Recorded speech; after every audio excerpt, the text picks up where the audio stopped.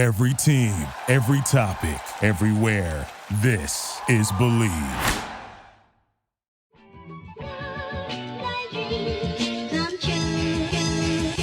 Welcome in to a special edition. They're all special editions during football season of the JMU Sports News Podcast. I'm Bennett Conlon, joined by Jack Fitzpatrick. The Dukes, they're 5-0 and enjoying a bye week, a relatively stress-free week. I don't know. There's waiver talk now, so am I a little stressed out about this waiver coming through? Maybe a little bit. No, I'm not at all. This might be the most stress-free Saturday I'll have in a long time. But Saturday's game, I wasn't full of a lot of stress on Saturday's game. No, maybe a little bit late with South Alabama making a quick run, but 31-23 felt like closer to a blowout than a one-possession win for a lot of the game. Pretty solid performance. You know what else is a really solid performance? What the performances of Three Notched and the way they're able to just crank out fantastic beer after fantastic beer. They're able to, go into their back pocket, pull out a release from 10 years ago, make it into a 2023 beer, and absolutely make it amazing. They just dropped their new, I'm going to mispronounce it, Hydraulian Red, which is, I believe, a red ale or something like that. One of their flagship beers. They've re-released it with a new logo, with a new can on it, can design. It's absolutely fantastic. You have to check that out if you're in the area of the Three Notch Valley Collab House, or if you're in Richmond, Roanoke, Charlottesville, Virginia Beach, or out over on the mountain. Check out Three Notched. Absolutely. They also got Minuteman. Bennett's putting me on the spot to do all of these reads. They I thought that was you're just rolling with that. But yeah, they've got Minuteman Mondays, as you can see on the screen, or if you can't, if you're listening in. Tuesdays at the Valley Collab House, you get half off a case. Pretty darn good deal. And it's Friday. We rarely record on Fridays, but it's First Tap Friday. So a new brew every week. And we will be recording on another Friday in about a month. I'm going to be honest. That may have been your smoothest transition through these Three Notched ads ever, because that's what I was going to say. We'll be recording live from the Three Notched Valley Collab House, 5 p.m. on November 17th, that Friday. So come listen to us talk. We're going to try and get a couple guests. We're going to try and kind of make it more of an interactive podcast where there's more talking, and rather than us just talking endlessly like we normally do, trying to get some audience, quote unquote audience members. It might just be 4 of our friends just passing around a mic and talking JMU sports, but wherever it may go, come on out. 5 p.m. at the Three Notched Valley Collab House. That's their First Tap Friday, so you'll get $3 pours there. And then after at 7 p.m., the men's basketball team tips off, so we'll be heading over there. So a little pregame before the game, and then App State on Saturday. It's going to be an electric weekend. Another thing that's electric, there's a reason Christopher William Jewelers has been voted Best of Virginia year after year. It's not just one thing that sets us apart. It's everything. It's the selection, extensive and unmatched, with every engagement ring, loose diamond, and fashion jewelry chosen for quality and brilliance. It's the service. From our diamond experts to our master goldsmith, our team shares a passion for what they do, and it shows. It's the atmosphere, both glamorous and laid back. See for yourself why people can't stop talking about Christopher William Jewelers in Harrisonburg and Weir's Cave. And something else that people just can't stop talking about is the fact that football is back, and BetOnline is still your number one information source for all your sports wagering info, with all the up-to-the-minute stats, news, scores, and matchup breakdowns. Get the latest game odds, spreads, and totals from the NFL and college football, all right at your fingertips, with BetOnline's real-time updates on statistics, news, and odds. From week 1 all the way to the postseason, BetOnline gives you access to the best football promotions and contests available anywhere online. Head to the website today, betonline.ag, or use your mobile device to get in on the action. Remember to use our promo code BELIEVE, promo code BLEAV, to get a 50% welcome bonus on your first deposit. So you throw $100 in there on your first deposit, they'll hook you up with $50 free to play around with. BetOnline, promo code BLEAV. It's where the game starts. And the game started for JMU back on Saturday with a noon kickoff against South Alabama. And our guy, Daniel Merriman, was in the press box covering that game for us. He's been doing a fantastic job so far this season, and we are pumped to bring in Daniel for today's show. Daniel, how are you doing on this Friday? Oh, just excellent. Very, very excited to join you all. Longtime watcher and listener of the podcast. So it's an excellent first visit and an excellent introduction as well. Thanks for that, Jack. Oh, that's what I'm here for. That's why they pay me the big bucks. Indeed. That's right. We're making a lot of money. That's very true, Jack. We're all Well, can we get a vibe check on this Friday for the JMU football team? I mean, our students, you're a lot more tuned in now than we are. So what are the vibes around this football team from a student perspective? Because on Twitter, I think we all know, if you're listening to this podcast, you probably are a little bit of a sicko and are really plugged into JMU football Twitter. But how is it on campus with the students who may not be reading every single press release that ever comes out about this team? The general vibe on campus is we are 5-0 again. It's kind of I don't know. There's so much turnover within this offense, especially, which is what a lot of students focus on. Most people aren't exactly the closest football watcher that takes a look at the defensive line techniques like some of the sickos here do.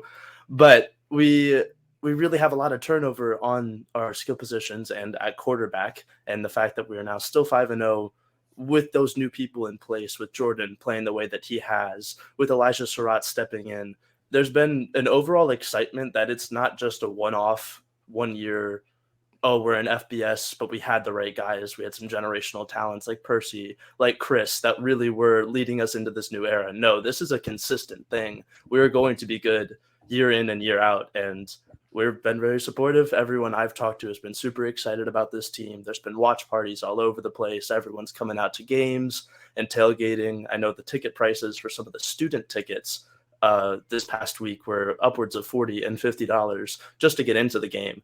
So that type of, and that's a free student ticket, by the way, for those who haven't had the new student option. But all of that to say, this team has been very well supported in Harrisonburg, and the campus is truly rallying around them. I'm really, really excited to see what they do going forward. But so far, we've been very supportive and very tapped in. That's good to hear. Yeah, that's a good insight. I said lose my cloud cover and get blinded slowly during this podcast. But Daniel, I was curious. You mentioned McLeod playing well. Stats for Jordan McLeod at quarterback are awesome. At least for me, he not the third quarter. Okay, but he mostly passes the eye test. But you've been in some of the press conferences with Curt Cignetti. I guess, what do you make of his comments about Jordan McLeod, the offense in general, and then sort of the third quarter and the play calling there? What can you take away from Cignetti's recent press conferences? Cignetti has had almost a bipolar approach to some of his responses. On one end, you get, we're really doing what we need to do. The guys are flying everywhere. The effort is concise. Everyone loves how it is that we're putting our effort towards these games. And then you talk about the execution for more than 5 seconds, and he gets upset very quickly. And you can tell the difference between an offensive and a defensive question based on his vibe and on his answers. Jordan has left some plays out there that has been very well known, that has been very established. And I think that all of us here can say that with 100% honesty, he's missed some. And that's been some on his receivers, some on his reads. But in general, for just taking a look at the eye test overall, he has played very well. He's really stepped up, especially considering he destroyed his leg the last time he played football. The pocket awareness is coming back. You saw that in the South Alabama game. The reads are there, maybe not as quick as you'd like, but they're there. And I think his ability to also drop it into a check down and say, hey, Kalon, go and get me 5, 6, 7 yards. Hey, Reggie, here's a 7-yard comeback route. He's starting to get those intermediate reads instead of just the deep ball and just the check down that I'm really starting to like. Yeah. And I think that they're going to build upon that and have a more holistic approach to this offensive attack in the pass game. But yeah, he's looked very, very well to me. Yeah, I mean, there's times where you see him kind of lock in on one receiver or even just go through his 2 reads, and then things might kind of break down on him. But you're right. There has been that progression from week 1, or I guess second half against Bucknell, to where we are now, where he's more going through reads. He might get to his 3rd progression and he's able to let it rip and kind of go from there. As Bennett left us, then rejoined us. Really glad to have you back here, Bennett. Thank you so much for taking the time. You put the blinds down. I really do appreciate that. But overall, I know whenever you're covering the game, we're texting you in the group chat kind of like, what are the vibes in the press box? Because I think it was a few games ago against, I forget even who they played at home. Was it the Bucknell game? When we were we've only texting had you? 2 home games. Yeah, that's so wild. But we were texting you during the Bucknell game, and we are just like, what's happening up there? Because at that point, it was the second half, and you were just like, oh, vibes are iffy. There's kind of this restlessness feeling right now in the press box. Can you compare Bucknell's game to the first half of South Alabama? Because it seems like those are two vastly different teams. So I would love to know kind of how the media was feeling and how just the overall vibes were. I know I've used that word 15 times this podcast already, but in the press box during that South Alabama kind of beat down of the first half. Overall, the press box, especially in the first half of that Bucknell game, was abysmal. There was not a smile in the room. There was not a good word to be said. It was just, oh, wow. And it wasn't a good wow. To start the year, there was a lot of question marks. Unfortunately, Alonzo did not put his best foot forward.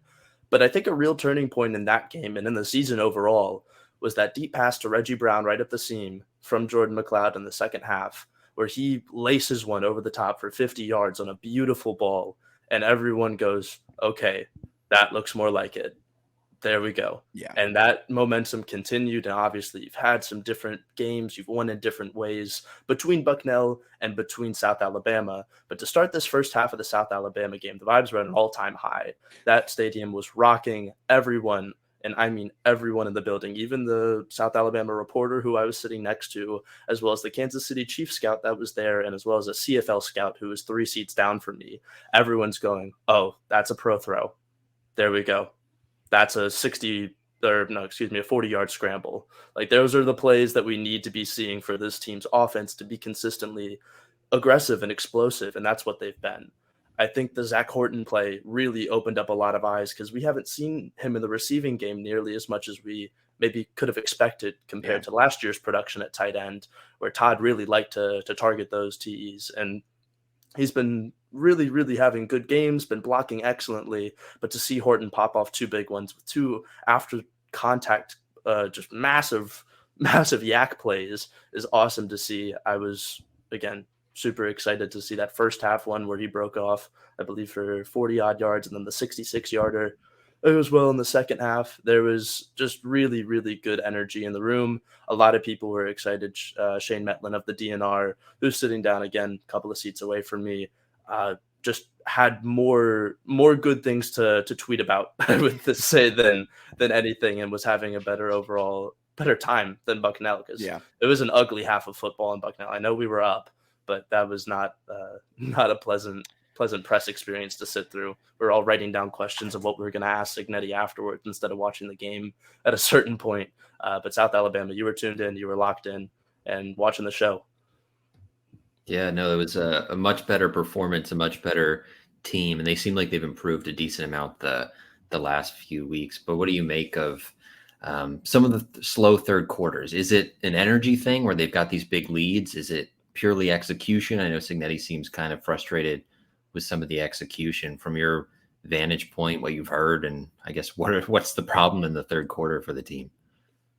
I feel like the third quarter has been a mix of a lot of different things. It's been a lack of execution. It's been an adverse ability to call pass plays on longer first and second downs.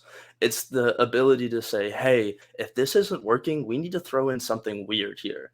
I have not seen a first or second and 10, end around or a jet sweep or something to say, hey, maybe we do a flea flicker. Like, it doesn't have to be crazy, but to switch it up and give the defense a look that they haven't seen all game would provide, I think, a lot of nuance to this offense that right now, to start off the second half, it really doesn't have.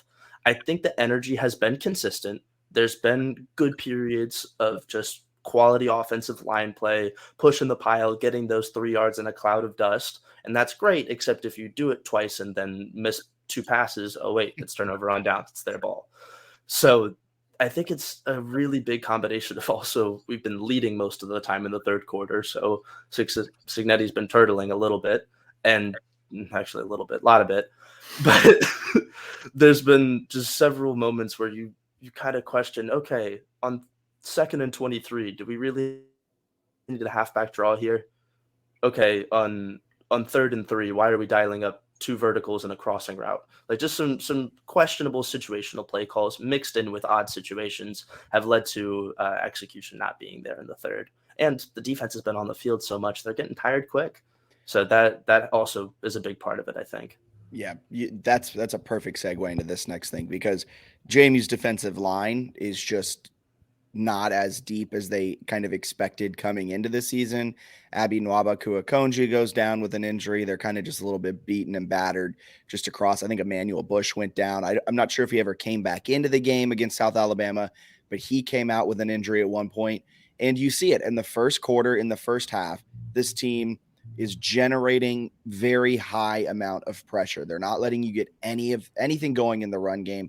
They're really making quarterbacks have happy feet, really start to push the issue and speed up their processing in the pocket. And then back half of the second quarter into the third quarter, the team you can kind of see the offensive line for the opponent starts to win a little bit more. They're able to dominate the trenches more and more and more. And that's when they're starting to get the more chunk plays. They're starting to kind of chip away from the lead. And that's when kind of we see things start crumbling down. The offense they don't hold up their end of the bargain. Then when they need it, the fourth quarter, they rise up to the challenge, as tough as it may be. But they have the stamina. They've gotten their conditioning in clearly. And they're able to make the play when they need to in the second half. But overall, that was my long-winded entry into this next question of the second half. They still played really well. The defense, that may have been their best game from first to last whistle. What has it been with this defense from your perspective and honestly your opinion overall? Because I'm not entirely sure. How is this defense taking that stride forward and getting better week in and week out? I think they're getting better in different facets and in different speeds. I think the linebackers have done a phenomenal job of getting downhill, being able to stop the run, and just clogging up the middle of the field.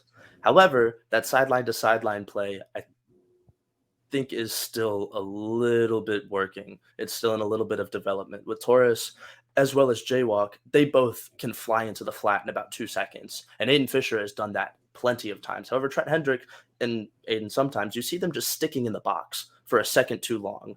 The defensive line takes maybe a half a second longer to get into the backfield and get to the quarterback's face. And then the weakness of this team shows. And in the second half, the secondary is really, I think, the storyline. Yeah. When we see that we're up, in an example, the South Alabama game, quarterbacks have to throw more. I was trying to conjure up a stat earlier this week, and I was taking a look at the passing stats. From the start of the second quarter to the end of the game, Carter Bradley threw 40 times.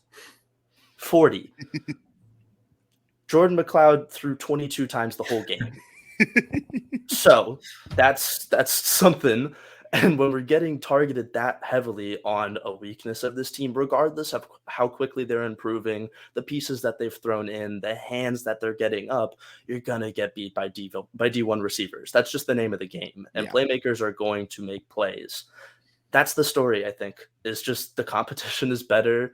The defense has taken a second longer to actualize and to get that in the quarterback's face. And then when it gets anywhere past 10 yards, the secondary is put on an island because they also do stack the box pretty heavily. They bring that rover in to blitz from the side like a Chris Chukwuneke, like a Jarius Remenek. So every time you have that and you can't get there immediately like you may in the first half, there's going to be problems on the back end. So I think that's the true worry of this second half, is how quickly the front seven can get there and how long the secondary has to hold on.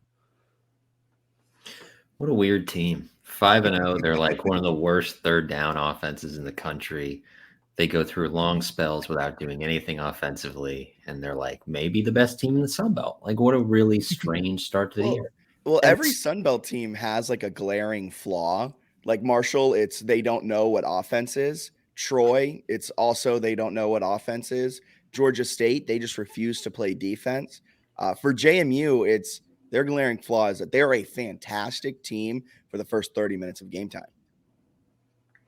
It's terrifying to watch because if this team figures it out, oh my God, everyone's screwed. Yeah, but you're right. It's that if that, like, I would love for it's funny. Every week I go into it and I'm like, I text Ben and I go, if they can win this game, I'm all in. Like, I think when they were 3-0, I was like, if they go 5-0, I'm a full believer. Then we finished the game and I was texting Ben and I was like, all right, so they still got this to figure out, I'm not bought in yet. And it's been that way like every week. And against Utah State, it was like, okay, if they can go in and blow out the Aggies on the road in Logan, Utah, all things considered, I'm all in on this team. What, they get up like 31-7 and then they can't hold on. And at the end of the game, I'm like, that might as well have been a loss. Might as well be 0-5 at this. But this is there. Like, this team gives me heart palpitations.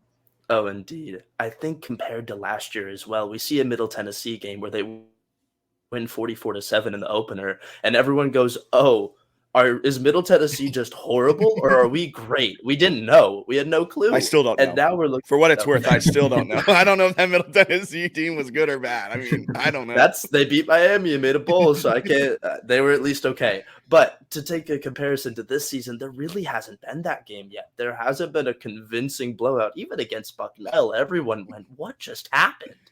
We had so much turmoil now at the quarterback position to start. Now in the secondary, seeing so many faces getting moved in and out of that and production varying from game to game drastically. I mean, if you take the secondary's performance when they were at Troy and put that against Utah State, that game is a 3-touchdown win for JMU. Yeah.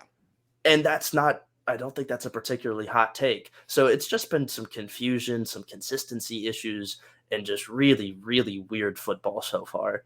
Good football, 5-0. 5-0. 5-0 is 5-0. You're right. And they have the best record on the road in the FBS. So, indeed, with a lot of miles under their legs already. Very happy the bye week came when it did.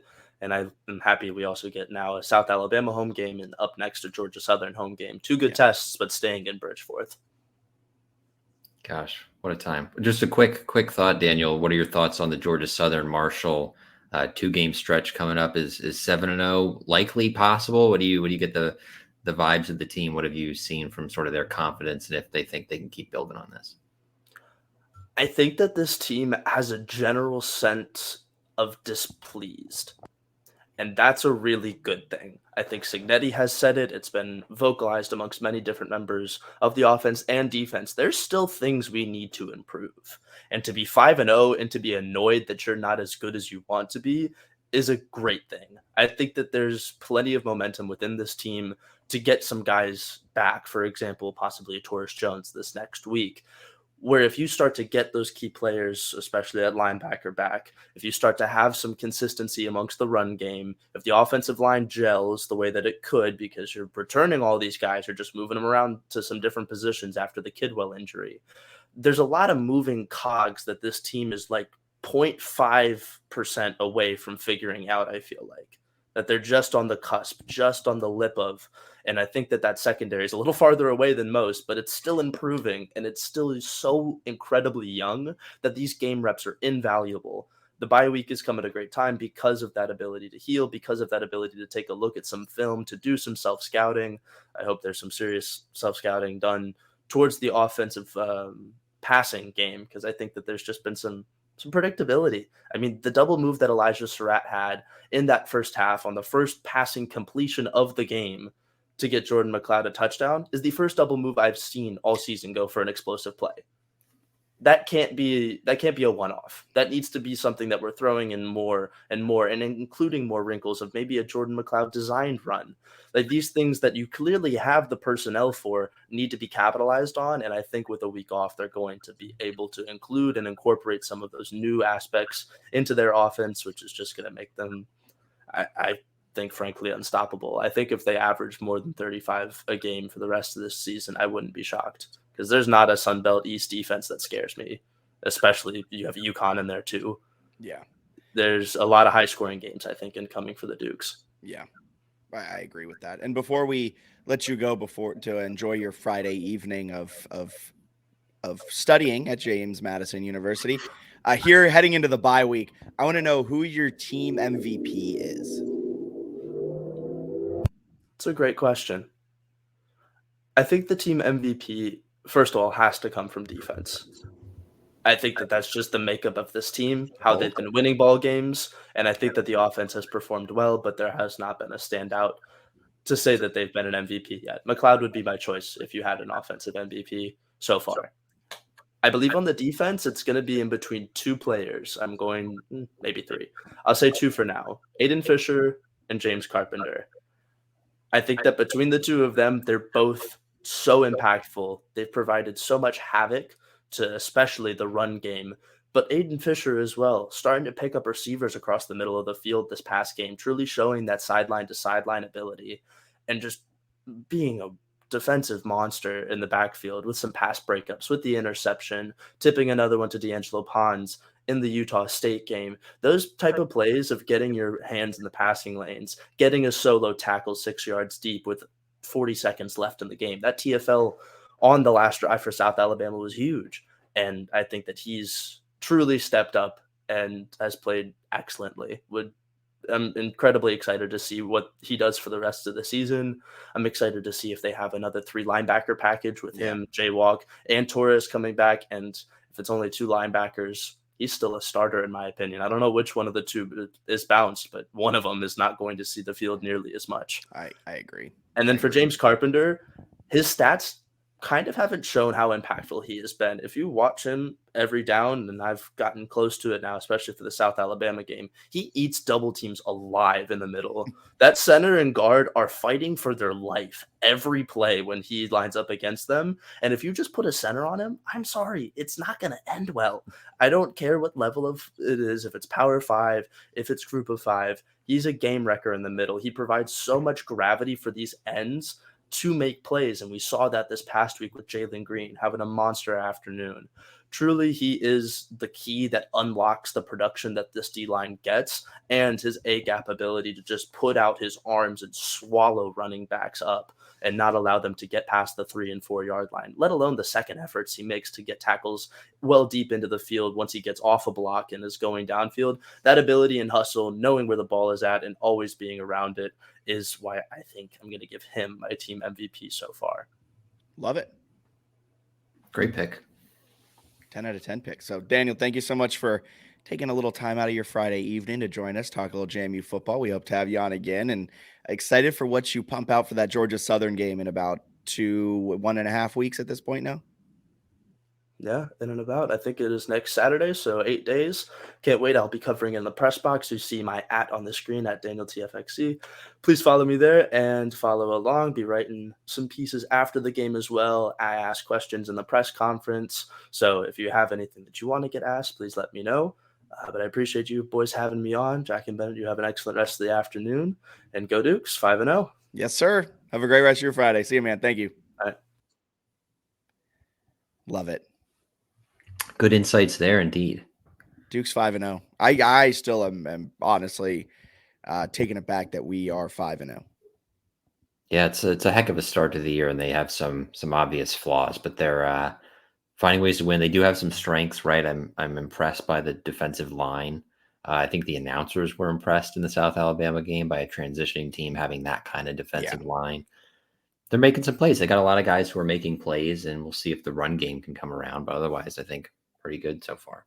Yeah, and before we move into some of our first down success rates, some more our overarching things around this team, I think that leads us perfectly into some sort of quote unquote film breakdown. I guess we used to do these for a Patreon. We stopped doing them for a bit, but Bennett had a few plays that he wanted to talk about, and I wanted to talk about that.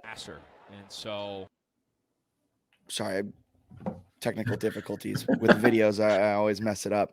But a few plays in the second half, mainly because Kurt Cignetti said they were dropping 8 at times in the pass game. And Bennett and I both were a little taken aback at that, because I think we watched the same game as Kurt Cignetti, and we weren't entirely sure that they were, quote, dropping 8. So there were a few key plays. There were a few times they dropped 8. There were other times that I think Jordan McLeod made the wrong read and it set them up for failure. And there's also a few times where it worked out well for them, where things were correct and they picked up a few yards. Tyshawn Wyatt had a really good pull block and things of that sort. And then I also want to show Bennett something I haven't told him about after we do, looking at the quick video. And it's just a really interesting kind of 2-play summary of the day.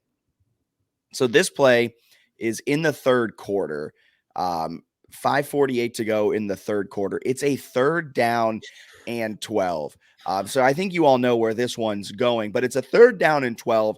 And you play the video a little bit and you look. So inside the tackle box, so that's outside hip of the right tackle to outside hip of the left tackle, and about 5 to 6 yards ish up the field. So you go there, and for our podcast listeners who aren't watching, you count them. You got X's 1, 2, 3, 4, 5, 6, maybe 7 guys in the box. This is a 3rd and 12. You're lined up in the shotgun. Latrell Palmer 1 yard back from Jordan McLeod in the gun.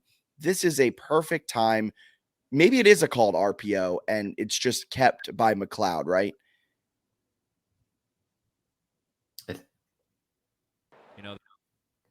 Yeah. Go ahead. Okay. So we're going to play this out a little bit. Right at the RPO, at the mesh point, I circled at the top of the screen. There's one DB playing 2 receivers. There's a second defensive back at the first down marker. But if you hit him quick enough, he should be able to be out in the open flat and find his way into some green space. But so the mesh point happens, hand off to Latrell Palmer, and he goes right into probably 8 South Alabama Jaguars. That one looks pretty designed runny to me, with them like immediately blocking too, which on 3rd and 12 is just like laying down if that's the case. So this one's 15 seconds in the third quarter. Play goes. They have 4 guys on the line of scrimmage, 1 guy up, the other 3 in a 3 technique. Now he's your best threat running the ball. Hands off, and Kalon's able to cut it up and get on the first down run. We're watching in slow motion here. He's able to, on the first down run, pick up about 8 yards. And this is the one time that I think they executed a run really well. I thought they did some nice stuff with the 2 tight ends where they're both lined up off the offensive line on each side. I thought that was fairly creative and interesting, but also spoke to, and we'll get into this, the lack of second half trust in Jordan McLeod, where it was like, we're going to run the ball and we're going to use 2 tight ends. You see it again here. 2 tight ends to run the ball. Like, we're running it. 2 tight ends, running back kind of in the pistol here. Yeah. Also count them. 1, 2, 3, 4, 5 guys going up into the line of scrimmage at the snap of this play. They're not dropping 8. I don't know where dropping 8. And then not only that, on the second level, you have 2 linebackers who their first 2 steps are towards the line of scrimmage. So now we are at 5 guys attacking in the trenches. We're with 2 linebackers playing within 3 yards of the line of scrimmage. And the 2 safeties are playing within 7 yards of the line of scrimmage. I don't know where dropping 8 came from, but here it's going to be a paused video. I believe this is the interception. No, it was a 3rd down pick. Defense. Okay, this is then just even better, a run up the gut into. And then look at he's screaming at him. Yes, we're gonna do this one in slow motion again, and you hand it off, and to keep that. He hands it off and immediately looks to the sideline. I don't know if he's in his ear being told you should have kept that or what. And he's like, there was a guy. I don't even remember with college. Do they have a headset? Yeah, I think actually, I don't know. I can't remember if they did in college or not, but either way, they're telling him something, but either he thinks he made it wrong or he hates the play call, but whatever it is, there's a weird back and forth during this game. That, and also we were kind of harping on McLeod. He needs to keep it more on these RPOs. He needs to let it rip. If you watch the edge defender on his side each time, they're not diving in to stop. Like, they are holding their ground, which means if you're like a very basic read option RPO, if the edge defender doesn't dive in to stop the run, you have to hand it off. If they're holding that outside edge, you can't normally beat them around the outside edge. So when we're like, he has to keep it, looking back on the film, I don't know if he should have kept it. This play, empty set. This is the interception. 1, 2, 3, 4, 5, 6 guys within a 1 yard area of the line of scrimmage. This is a fantastic play by South Alabama. So we're going to snap the ball. They're going to show that they are rushing 6, but it's a fake blitz because the second the 2 edges get into their block, they are going to peel off and play coverage. So in reality, it is only a 4-man simulated pressure, and it's going to get to McLeod within 2 seconds of him snapping the ball. He's going to roll out, set his feet, does a fantastic job at setting his feet, pointing his hips. And you hear it there. He's intercepted. Just a wild play. Pretty funny one where whoever, I guess Stevens got pretty clearly fooled by the fake blitz, right? So the defensive lineman is just untouched going to McLeod. Yeah. So a nice call there. South Alabama also did some nice things defensively. What traits or qualities does he have? Here's another run into a stacked box. Not sure where they're dropping 8. That's the stuff that doesn't make sense. Where it's like he's like, they're dropping 8 a lot. It's like they did a couple times drop 8. So this is the like 26 second half plays. Is that right? Something like that. And like you said, I think you said 20 of them were runs. Like they didn't drop 8 26 times. And then not only that, this is the play though where they run it. So they bring him out into motion from the pistol to the side of McLeod. They're going to hand it off. I mean, every single defender's first 2 steps are towards the line of scrimmage, which means they are just 100% selling out for the run at this point. Lawton picks up 2-3 yards on first down. So technically a non-successful first down run. But then the very next play here, fourth quarter, 11:47 to go. Play action, wide open is Zach Horton. Oh, he's still going. Makes a guy miss for the second time today. Zach Horton is in the end zone. And I'm going to be honest. This is the type of play calling I love. You set them up with that 3, 4, 5 yard run on first down, and then you see what their tendency is, which the entire second half was taking those 1 or 2 steps forward from the linebackers in the second level, and then you just dink it over their head. That's the type of play calling where you can scheme things together. You can put together the game plan sequencing, the play call sequencing, and you can get to the point where you can go run, pass, and it's okay because the 2 runs are setting up the pass. Did they throw a pass after that? No, I don't think so. I don't think he did either. He didn't. So that's what we complain about when it's like, nice play action pass. We're not doing that for the final 10 minutes. We're not even going to think about it. Here's a play though. I want to get your take on. So this is a play that was run in the first half and the second half. I'm not going to talk much over it. We'll react to it after it. And so. Oh crap, wrong one. I'm really not good at these videos. We'll figure it out.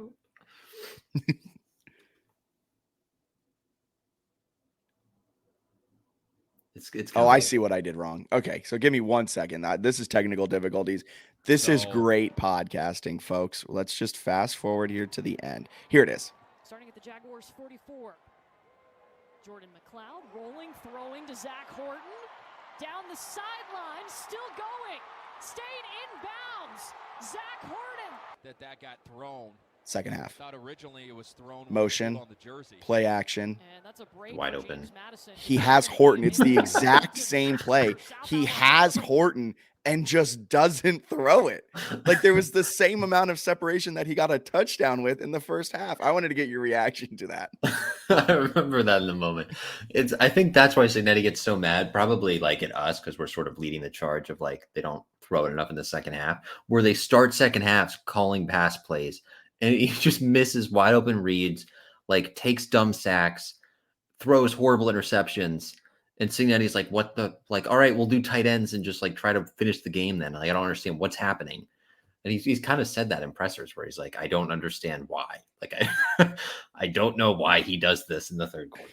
I mean, there are points when I was watching back the game, specifically the second half, where there were times I was like, okay, this is on play calling. But there were other times that I was like, okay, McLeod is messing this up. Like that play right there, you have Horton with the same amount of separation. And instead of rolling out, it's also a play action bootleg. He takes 2 steps, feels the pressure, and just like steps back into it. Yeah, like, and it's like, I can't stress it enough for the podcast listeners. It was the exact same play going the same way, just on the opposite hash. So they made it go the other way. So instead of going, having motion man go far side, near side, then have Horton leak out from near side, they went near side, far side, and had Horton leak out from the far side. That was the only difference. It was just weird, man. There's definitely some execution stuff where it's like maybe McLeod makes the wrong read. Maybe he bounces a throw that they have like a first down pass that like the guy's wide open. Reggie Brown dropped 3 balls on Saturday. I think a lot of them are in the first half. Like those kind of things are drive killers that can hurt you a little bit. So some of it is execution. I think some of it is also play calling where after some of these happen, Cignetti goes, nope, I don't know what you're doing. So we're just going to run it every play until we get like that. I think he called it a sucker play, the one to Zach Horton that went for the second touchdown, that I guess they trust him to throw to like a 10-yard pass to a wide open tight end. And that was kind of it in the second half, which was weird. It's a very weird thing. I've never seen this before in college or professional football at any level, really at any level, where a player is arguably a contender for Sun Belt Player of the Year for 75% of the game statistically. And then for 25% of the game, he plays like a fourth string guy. I'll read. It's amazing. Like he's one of the best quarterbacks in the Sun Belt in the first, second, and fourth quarter. I'll read one Cignetti quote that I have in News or Snooze because I don't want to have them all in there. He says, we've got to get better execution from the quarterback position on third down. I think he misspoke. This is the Sun Belt coach's call, and the whole conversation was about the third quarter. It could work either way given their third down conversion percentage. So maybe he meant down, but I think he meant quarter. But anyway, and he said, and he knows it, referring to Jordan McLeod. It's evident when you watch the tape. I don't know what's going on there. We feel like we're getting a lot of bad habits coached out of Jordan, coming from 2 programs that didn't win to a program that wins a lot. Just a unnecessary just drive by on Arizona and USF, but love it. And then he goes, I don't think it'll be an issue going forward, but we made the adjustments we had to make to win the ball game. Sort of held on. Displeased that we didn't finish them the way we should have. Utah State also, but the bye week comes at a good time. Fascinating that he's straight up like, yeah, I turtled. I had to turtle. Like we would have lost if I didn't turtle. I respect it. At the end of the day, JMU's 5-0. Like He's right. They're winning the games. They're doing what they need to do. But man, the second half splits, the quarter splits are just so weird. And I think it comes down to this. And I want to get your take. I think it's because he turtles. And I know he refers to this. He goes, well, in Utah State, we went pass to start the second half. Okay. And then you didn't do it again. Like, I think there's a subconscious thing where McLeod's like, I'm only going to have 7 pass attempts this half. I have to do everything I can to get more. So in these 7 opportunities, I'm going to try and score a touchdown. Maybe he's not like consciously thinking that, but something along the way has like made him think that. And I believe that's why then he forces things. That play action rollout, he threw into triple coverage. He rolls out. I mean, technically he does everything that you want a quarterback to do in those situations. Roll out, get away from pressure, set your feet, point your hips, deliver a catchable ball. Unfortunately, it was just catchable for the Jaguars defense. He should have rolled out, maybe extended the rollout a little bit more and lob it out of bounds. I think when Cignetti says they're coaching a lot of losing habits out of him, that's a very valid thing. Not that Arizona and USF are terrible programs, which they are. It's that like he may have these habits because he has been rehabbing a broken everything in his leg. So there may be things in the back of his head that he's still trying to say, I can do this on my leg. There could be some of that. There could. I know some people have floated the idea of rust. Some of it is like maybe he's just like still developing as a quarterback. Like maybe he's not an NFL player. You know what I mean? Like he's probably just got some limitations in terms of how good he is. I just don't like when they don't trust him in the second half. Because like the throw he made to win the game against Utah State, Reggie Brown was not his first read. It's like a 2nd and 9. He looks the other way, comes back to Reggie Brown, throws the ball like 15 to 20 yards, gets clocked in the pocket, and it goes for a touchdown. And it's like, you got to trust him to figure it out that he will, like over the course of the third quarter and in the fourth quarter, eventually start to play better. You can't be like, well, I threw it 2 out of the first 3 plays in the second half. Yeah. The fans want to see passing, which that's also not true. The fans aren't like, oh, we love how pass plays look. No, the success rate on runs in the second half is abysmal. Fans just want to see wins, and they're getting them, but they're multiple times you're letting teams back into the game that you don't need to. That's mean, the problem. so far this season, JMU's offense has run 62% of their first down plays as running plays. A first down play for a run has only been a successful run 45% of the time. So 62% of the time, they are doing something that works 45% of the time. That's not a great split. 34% of the time, they're running a pass on first down, and 54% of those passes are successful. And a successful pass or run is a play that garners 50% or more of the yardage needed to get a first down. So if it's 1st and 10, that first down play generates 5 yards or more. But the real issue, I think, in all of this is not that they're running it. It's that the run is so incredibly bad this season. This running game, and I'm going to bring up EPA, and Bennett, I'm ready for you to make fun of me, is averaging negative 0.098 points added per rush. So if we round up by 0.002, which is not a lot, they're averaging a tenth of a point off of the scoreboard each time they run. So for every 10 runs, it's taking a point off of the scoreboard. And mind you, they're running it 50 times a game.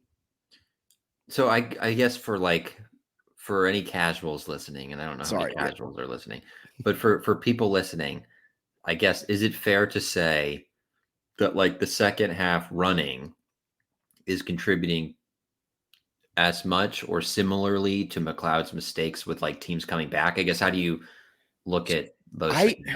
And we texted about this, and I know what you're going to say from the rebuttal, so I'm prepared. But I don't see the difference in running 3 plays and punting, like run, punt, than what a pass, punt is. In terms of like, if your end goal is to get a first down, you're not doing it. Like, what does it matter if it's an incomplete punt that goes from 1st and 10 to 3rd and 10 to a punt, than a run for 2 yards, a run for 4 yards, and then a run getting stuffed at the line of scrimmage? Like, to me, those are two of the same, and I'm ready for your rebuttal. The clock would be Signetti's argument, right? Would be that if I run the ball, I can burn however many minutes, and if we string a few first downs together. But they're not. Like, that's the thing. They're not. And just from a overall, we have a large enough sample now. It's been 4 games against FBS teams. Offensively, they're averaging 0.26 points added per dropback. That's 48th in the nation. That's pretty darn good. So essentially more than double what a rush is doing. A rush is taking off 0.1 point per rush. A dropback is adding 0.26 points to the scoreboard. For comparison's sake, the rushing attack is the 108th most efficient in the nation. There's only 133 teams that are being measured. Like, I would argue that if you passed it 8 straight plays like they did against, so South Alabama, they finished the game off 1, 2, 3, 4, 5, 6, 7. The last 7 first downs against South Alabama were all rushes. Of those 7 first down rushes, only 2 of them gained 5 yards or more. I would argue that if you ran a pass for 7 straight first downs, you would come away with more successful plays. I think that's a fair argument. I'm going to say all of that. They are 5-0. Like, I got to keep telling myself that they have won 5 games in a row. They're the most winning program in the FBS on the road this season. Like, they're good, like they're a good team. They have flaws, but Cignetti has found out ways to coach around them and pull out wins. I know they're 1 possession wins, but they're pulling out wins. Yeah, they're winning. I think Cignetti is a great coach. Like, I love him at JMU. And as much as he said some stuff about McLeod, which I think some fans and maybe even myself at times are like, oh gosh, like, interesting to say that publicly. No, just keep saying it publicly. Like, it's so much more fun when he's honest about what's happening with the team than him during like fall camp when he won't say anything. Yes. This is like, keep saying stuff, keep going. Keep coaching your heart out. He's awesome. He's the perfect coach for JMU right now. Like, I think he is the perfect fit. He's a better coach than Houston. He's a better coach than Withers. Like, I'm a better coach than Withers. He's probably the best coach they've ever had. Mickey Matthews. Matthews had some down years Yeah, where they a were lot tough. of down years. I don't think it's an argument. I think it's Signetti. Signetti's the best coach. I think he's a great coach. He's phenomenal. He's woefully underpaid, like based on the USA Today stuff with like he's similar to like some other like bad MAC teams or some Sunbelt squads. And it's like, oh my God, like how are we getting him for that? And I know I've seen some people who are like, he would never leave unless the situation's perfect. Maybe that's true, but like You got to imagine there's booster money coming in somewhere. I don't know if it's enough booster money to make him like nuts with what we'll see. But anyway, he's a really good coach. He does a lot of things really well. I also think like the way they they managed the clock at the end of the first half was like borderline embarrassing. Yes. There were 4 seconds. So first of all, they butcher it. Jordan McLeod's pissed because he wanted to go down and try to score again. They then, with 4 seconds left, initially ran out the punt unit. That would only lead to like maybe a blocked punt in the final, like no benefit to that. I think they called a timeout and like reset and were like, oh, let's just run around for 4 seconds. That was jarring that they ran the punt unit out. The end of the game where all they do is run the ball. There's some stuff they do where I'm like, what are you doing? But they still do so many other things really well in terms of like, I think their general scheme, I would say their like recruiting and culture is phenomenal. He kills the transfer portal. Like McLeod is very good. There's a case that Lawton's the best running back. Surratt looks like he might be the best receiver. Todd Like Centeio last year. Centeio last year. He's done Chroma as a transfer. Like Chris Thornton was a transfer. They've done so many things through the portal that are unbelievably good while also retaining a lot of their main core. Like everything, like I love Signetti. I think he's doing great. This is the longest qualifier. No, I'm just saying we're picking nits. Oh, because yeah. like I think he's phenomenally good in the majority of things that you need to do well, which is like recruiting, like a good culture, right? Developing players, and then like the portal. He's killing that. Yeah. So if you have like the occasional in-game like coaching mistake, I don't care because like it's a matter of like, are they going to go 11-1 or 10-2 or 9-3? Like they're all pretty good. Yeah, especially for your second year transitioning. Right. Like, how do you build the defensive line this impressive? And then I was like, oh, they don't have the depth. They're not going to be able to hold up. Like, how is it going to work? They just run out like only 6 guys and they still have the best defensive line for like most of the game. It's impressive. Yeah, it's very impressive. So yeah, we are picking nits. We think there are things that you can that could be improved, and in my opinion, I think if you improve them, this team then becomes leaps and bounds the best team in the Sun Belt. Yeah. I think they are the best team in the Sun Belt right now, according to my power rankings that you can find at jmusportsnews.com. But I think they could just become so much better. Like I think there is a huge opportunity to see this team grow. And I think this bye week does come at a perfect time. As cliche as that may sound, they have an opportunity to rest up. They have an opportunity to figure out this relationship with McLeod. I think if this relationship with McLeod can be figured out, not only does that help this season, that helps next season too, because McLeod still has another year of eligibility if he wants to take it. Now, there's a lot of great guys coming in the recruiting class, and Barnett is still there. So who knows what McLeod decides to do at the end of the season. But that's a relationship you got to fix. And I think if you fix it, this team can be extremely good this year and next. And I think we can see McLeod take a really, really awesome leap. But like you said, this is all nitpicking. There are things to pick. They are pretty big nits, but they are at the end of the day nits. So that takes us into this week's news or snooze. Bennett will give me 3 quotes. I'm going to say if they're newsworthy or if they're snoozeworthy. We got a lot of content this week from some press conferences. Yeah, I'm excited about this. We got some good ones. I'll start with one here from Kurt Signetti. No one is satisfied, but this team plays hard. They have one vision. They're together and they fly around. About 85% of them. We got 2 or 3 on the offensive side, mainly, that can step it up a little bit.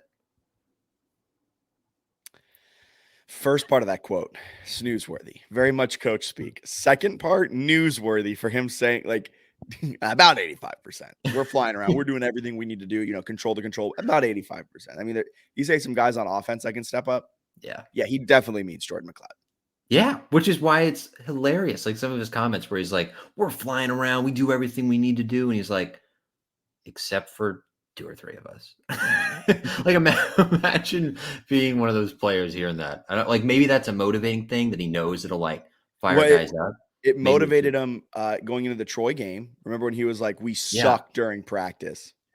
He knows what he's doing with the media, right? He uses it as sort of like a tool, I think, to fire people up. And some of it makes sense, even just like on a baseline level with us, like we tweet out graphics or post graphics on social or certain stats, and like the players see it pretty quick. Yeah. So like they see the quotes. Like there's no chance they're missing the quotes, which is entertaining indeed.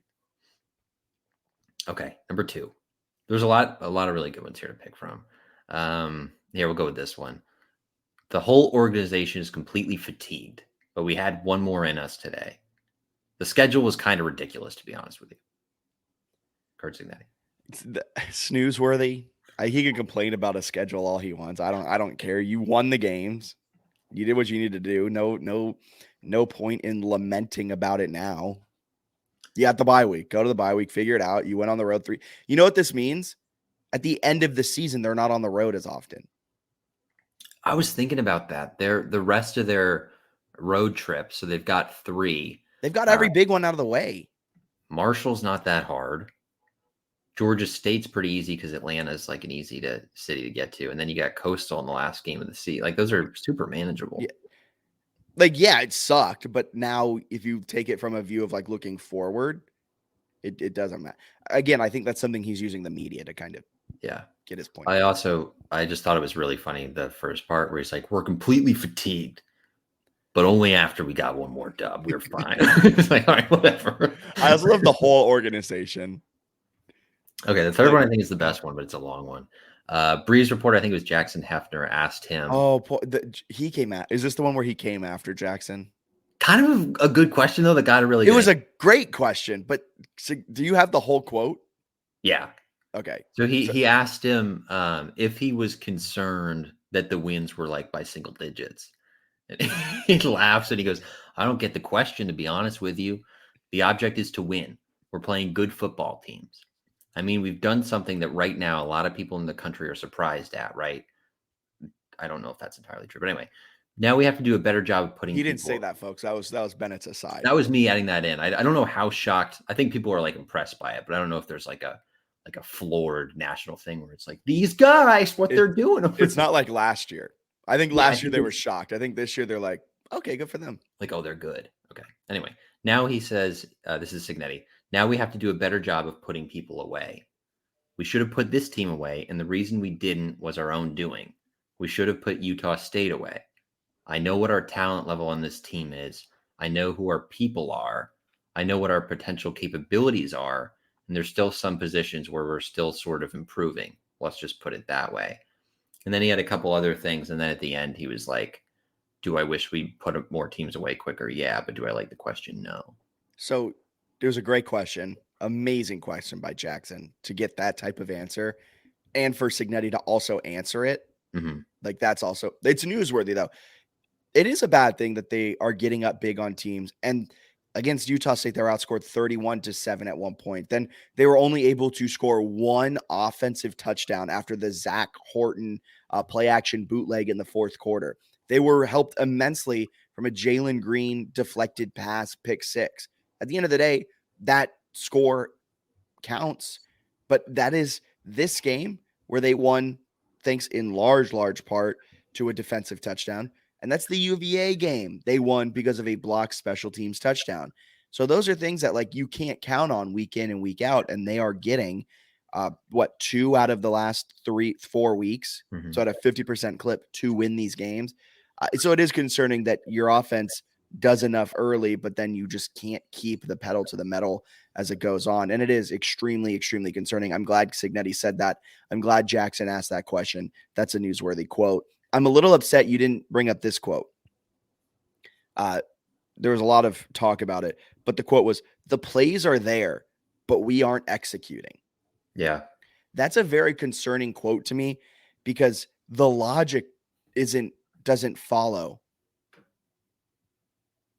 How so? The plays are there, but we aren't executing. I don't think the plays are there. I think he, in the passing game, when he has Horton in the flat and doesn't throw it, I think that's what they're frustrated with, Okay. where he thinks the plays that they're calling, pass plays in the third quarter, are open, and he misses them. McLeod. Okay. I think he's shifting responsibility kind of a lot to be like, well, Jordan isn't executing, and some of it I think is fair, but some of it I think the play calling right is a little bit predictable. I also kind of push back a little on his quote where he says, like, you know, that the object is just to win the game. Like a 1-point win is the same as a 30-point win. I don't think that's true at all. Like it is to a certain. Well, in college football, it's not. Right, because like the teams you're playing are very different, and in the whole postseason process, the way you're perceived nationally is based a lot on, now you get like all these different analytical metrics. So the more you win by, the better your metrics look, right? And then you're also looking, like when they go to the 12-team playoff, the group of 5 gets a bid. Like the way it'll probably go is like one group of 5 team will be included in the 12-team playoff. Whereas the Power 5 teams, if you win the Pac-12, well, the Pac-12 is dead. If you win like the Big Ten, right, you're in. If you're in the Sun Belt, you're not necessarily in. Like you still have to be ranked higher than the other 4 group of 5 conference champions. So you have to go out and like have some style points. He's like, style points don't matter. Well, they will. And they're the reason JMU is not actually in the top 25. They're receiving votes. So when it comes to like national perception, which can help a lot with recruiting and all these other things, I do kind of think margin matters at least a little bit. Obviously, you'd rather win than lose, but the margin factors into how you get viewed. Yeah. Can you extrapolate on 25 as my max? Yeah. Another important quote here. JMU ran a little, you know how they stick a camera up and they put like a question on the camera? Yeah. And then the players answer and it becomes a social media video. Yes. They asked how many chicken nuggets guys could eat in one sitting. McLeod's only 25. McLeod, even for Chick-fil-A nuggets, he said 25 would be his max. Is that concerning to you? Well, yeah. Teo could put down 40 pretty easily. I mean, not if you're looking for this, but there is a live stream video of me eating as many nuggets as I can in an hour. Sure. I tried to eat 100. This is all college for you. I got to like 73. That's a lot. In one sitting. If you go actually, if I'm looking back and I could change one thing, it would be to add a dipping sauce. I went dry nuggets, dry McDonald's nuggets. I was thinking, well, my goal was to get to 100. So I was thinking any sauce would take up precious space. But then at a certain point, you just get tired of chewing. So I know my max is like 75. So the fact that my starting quarterback of my college, my alma mater, can only get to 25, that's really, really scary. I'm just saying, my max is 75. I'm also a 6'2", 250 dude. Jordan McLeod is much smaller than me, so I probably have a lot more stomach space than he does. But I got to see him get to 35, 40 if he needs to be my quarterback that I believe in moving forward. I agree. Jordan McLeod, I challenge you. I'm looking into the camera. Jordan McLeod, I challenge you to a nugget eating contest. I'll win. I don't even know why I'm challenging. That's an easy dub. It would be nice if Cignetti slipped that into a future press conference where he's like, what's he not doing outside of football? It's like, well, he barely eats any chicken nuggets. Get your weight up. Put me into the press box at post game after like after a blowout win against I don't know, Georgia Southern. You put me up there, I'd be like, Coach, can we talk about Jordan McLeod's chicken nugget habits? Well, I might be overreacting to that chicken nugget take from Jordan McLeod. And, some JMU fans may be overreacting to JMU's performance up until this point of the season. It's time for a little overreaction corner. Bennett, are you ready? Yeah, let's do it. So, these Sun Belt Conference recruiting classes are no joke, and it's only getting better. Our very own Ben Hoffer said that one. He is following recruiting for us, so I'll trust his gut here. Yeah, that was more of a plug for his recruiting Shout coverage. out, second one, just a reminder that this one is hilarious to me. Just a reminder that JMU's way more likely to go 12-0 than they are 0-5, 1-4, 2-3, 3-2, and 4-1 this year. That's correct. Yep. That math works. That math is awesome. They're sunsetting the food race. Did you know this?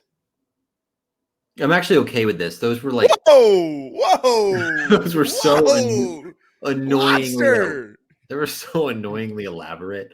Where it was like, oh, who's gonna win? And then it's like, oh, they're all doing some sort of orchestrated dance at midfield, and it's like, why don't you just race? True, honest to God, who's the fastest there? That's what we did with the running fight and fills, right? You just ran. Wasn't staged. It Did was you just ever win? pure competition. No, I went like 0-15. They tried to rig one for me, and one of the four didn't agree, and he passed me late. It was tough. For background, real quick, Bennett did work for the Reading Fighting Phils for a summer and was part of mascot races. That's exactly right. This team is good, but they'd be getting much more national respect and attention if they were beating these teams by as much as they should be. At Bubba_Fisk on Twitter. That's Great. exactly what Bennett was talking about. This team, if they were 5-0 with an average margin of victory of 15, I think they're ranked. Even if all they had to do is, well, all they had to do was dominate UVA on the road. If Go I to was out Logan, there, Utah. $150 in the trenches. No, it's but if they like held on for a 2 or 3 touchdown win against Utah State and the same against South Alabama, I think they might be ranked. Like it's the fact that they have only 1 possession wins against FBS teams, and the fact that UVA can't close a gosh darn win. Yeah, Jordan McLeod is a baller, and I don't understand the negative buzz. I trust him slinging the rock. He's elusive and one of the best, if not the best QB in the Sun Belt. Will Byers. What do you think? Like I said, I think Jordan McLeod's the best quarterback in the Sun Belt for 75% of a game. I need to see him try and figure out in the third quarter, kind of the second half. I would love to see a game where Kurt Cignetti doesn't take the ball out of his hand. We've also seen him be great in a do or die situation, which is the weirdest thing. Like against UVA, 12 minutes left, you're down 2 scores, and you have to play through McLeod. And what does he do? He leads you to a comeback. Like he makes the right plays when they're there. It's just a very, very weird whole kind of situation unfolding in Bridgeforth. The way he ran the ball on Saturday had me very excited. So if they can Career high. If they can figure out that relationship you mentioned, it could be impressive stuff the rest of the way. Maybe not an overreaction, and maybe it's because I had a good buzz going. Shout out Steak Sauce. But I didn't get the same heart palpitations in this game that I got from other games. Steak Sauce. Yeah, I would agree. There was never a point in the fourth quarter where the other team had the ball, and if they would have scored on that position, they would have the lead. Right? That happened in all the other games, or they trailed in the fourth quarter against UVA. Like they were up 8, but like South Alabama's best case late in the game was to drive down and tie the game on like a last minute drive. So yeah, that makes sense because the other games were closer. Yes, I agree. Okay. I never really got nervous during that game. It wasn't that scary, no. I texted a friend of mine, Tyler, and I was like, it was like the third quarter before the comeback had like started from South Alabama. And I was like, I'm so cool. Like, I'm not stressed at all. And then I texted her in the fourth quarter and I was just like, F-bomb. I didn't text the word. I just said F-bomb. Zach Horton looks like what I was told Kyle Pitts was supposed to be Mo. Stop it. You know, Jonnu Smith, on a fantasy perspective, has outscored Kyle Pitts this season. That's wild. You know, Kyle Pitts, Zach Horton had 67% of Kyle Pitts's career touchdown catches in one game.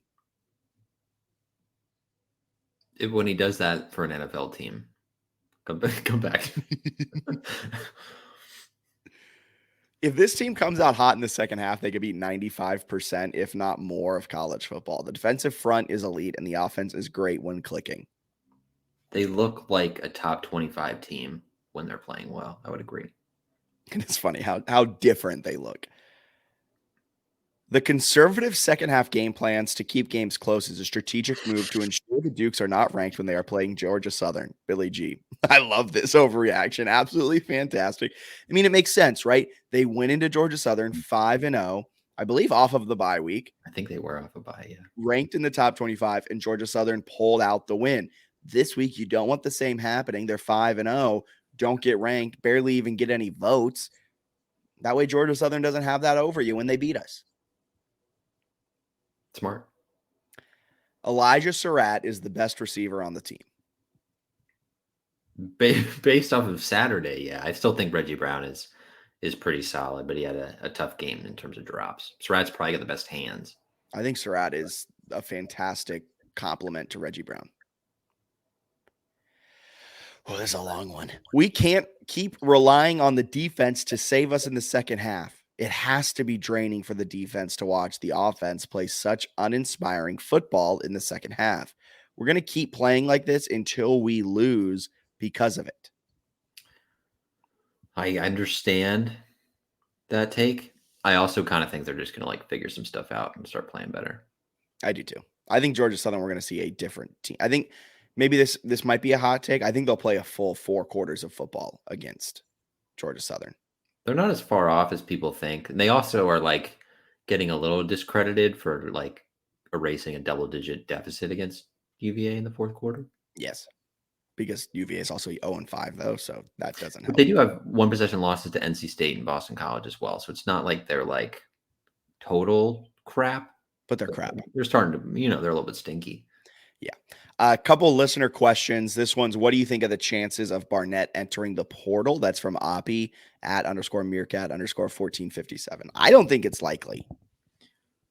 If there's one thing Power 5 teams love, it's film of somebody playing one game and struggling against Bucknell. Like, I don't think he's going to have like a million offers. Like, he's a good player, but he's got a clear path to eventually becoming the guy at JMU if he wants it. And he just has to show up on a Saturday. He also has a really good shot at winning the job next year, just based off of the comments made this year.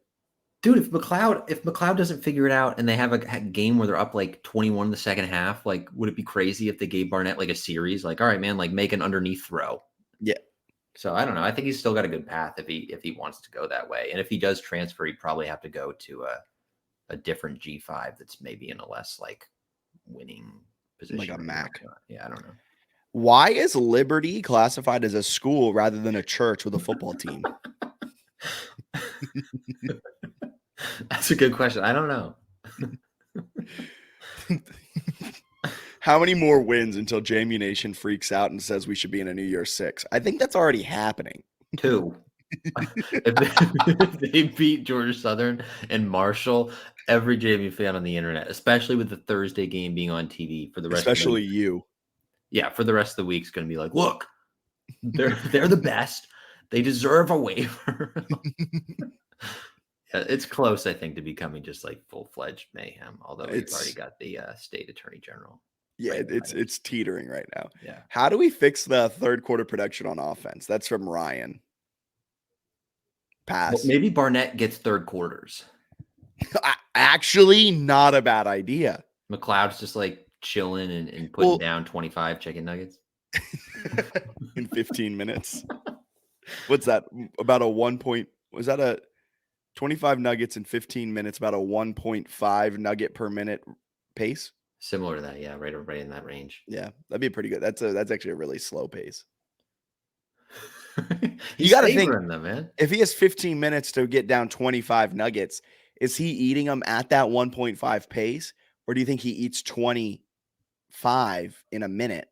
Because we all can do that, right? And then just coasting, much like how the JMU offense puts up a 25-point lead and coasts through the rest of the game. That's a good question. And do you take Barnett out then with like a really bloated McLeod?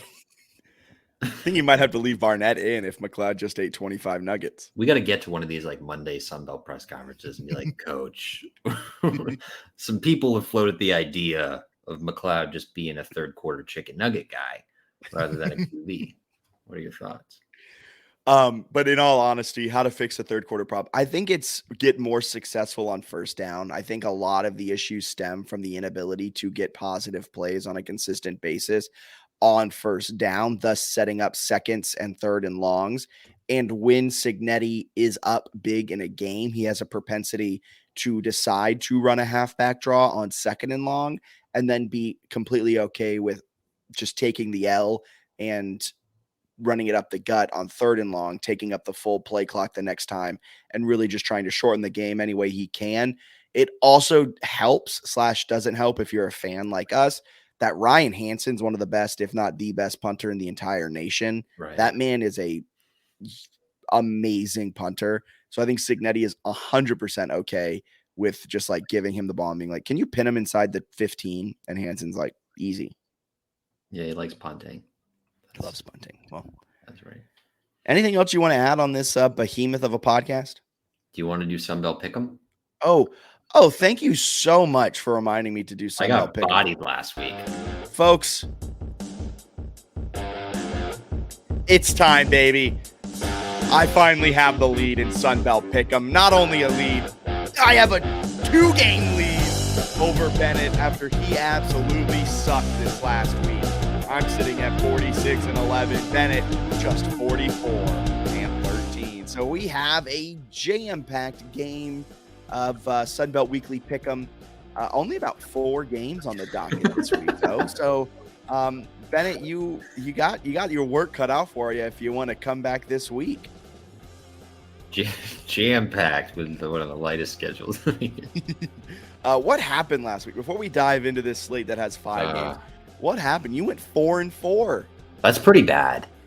That's terrible. That's pretty. I'm trying to think of where I got. You got Texas Georgia State wrong. Yeah. You got Southern Miss. You picked the worst team in the Sun Belt to take down one of the most efficient offenses. Yeah. You picked South Alabama. Oh, yeah, that's I forgot. What else? I picked UMass. Yeah, what was I thinking? All right. All right. This week, you got Marshall at NC State. I like Marshall here. I'm a little worried because NC State's making a quarterback switch to MJ Morris, which could be positive. But I'll take Marshall. I think Marshall's got a really nice team. I'm going to go with Marshall, too. I think this is like a low-scoring slugfest with NC State's new quarterback, and Marshall doesn't know that they invented the forward pass. So I think Marshall scored 41 last week. Cool. Against who? Old Dominion. Yeah, cool. I could score 41 against Old Dominion. Old Dominion held Texas A&M to 9. Commerce. All right, ODU, Southern Miss. Southern Miss. No. Wait. I'm picking ODU. I'm taking ODU. Sorry, I got my wires crossed. Clearly, Southern Miss stinks. They're favored, though. They shouldn't be. Both these teams suck, and I wouldn't recommend watching this game. Take ODU on the money line, and Texas State goes to Louisiana to take on the Raging Cajuns. Take Texas State on the money line. Texas State is like plus 115 right now. They have the second most efficient rushing offense in the entire nation, led by LSU transfer TJ Finley, and they have one of the best, if not the best, offenses in the Sun Belt based off of expected points added, and they're the number 1 team in the entire Sun Belt in EPA margin. Frauds. Louisiana wins this game. You're wrong. All right. Glad I just got a game lead. Arkansas State at Troy. Arkansas State. Snake. Sneakily a wagon. 3 wins in a row. This team has their sights set on a Sun Belt championship. I think they lose to Troy, though. In my Sunbelt Power Rankings that you can find at www.jmusportsnews.com, I said that Arkansas State, the Red Wolves, boy, have they come a long way from Butch Jones crying on the sidelines. He may return to crying on the sidelines this week against Troy. Troy shut down Georgia State on Saturday. Troy's pretty good. They have a good football team. South Alabama, ULM. It's in Monroe. ULM lost on a walk-off field goal to App State. Who do you got? I've got South Alabama, although South Alabama is sneaky close to looking like a fraud. Not quite. I'm taking ULM. Oh, wow. The sneaky things happen in Monroe, Louisiana. ULM showed me enough offensively that I think they may be able to get to South Alabama's defense. And I think this will be a high-scoring game that ULM will bounce back from that 41-40 loss against App State with a big-time win over an SBC West contender. Nice. So we'll be tied after this weekend. That's cool. Awfully bold of someone that just went 4-4. 500.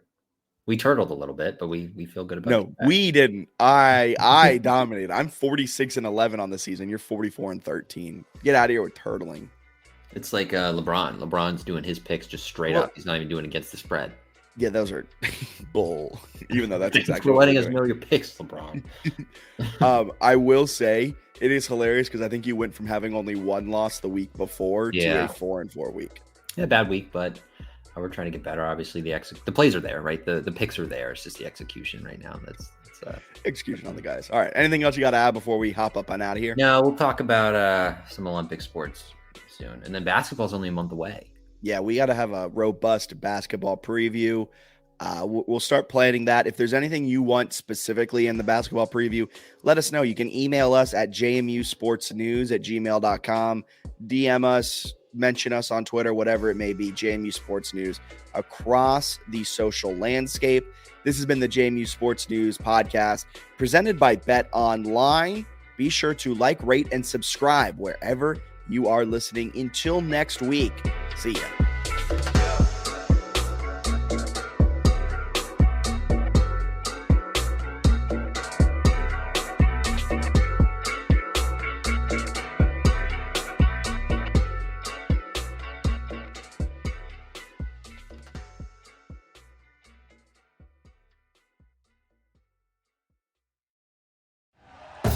Thank you for listening to Believe. You can show support to your host by subscribing to the show and giving us a 5-star rating on your preferred platform. Check us out at Believe.com and search for BLEAV on YouTube.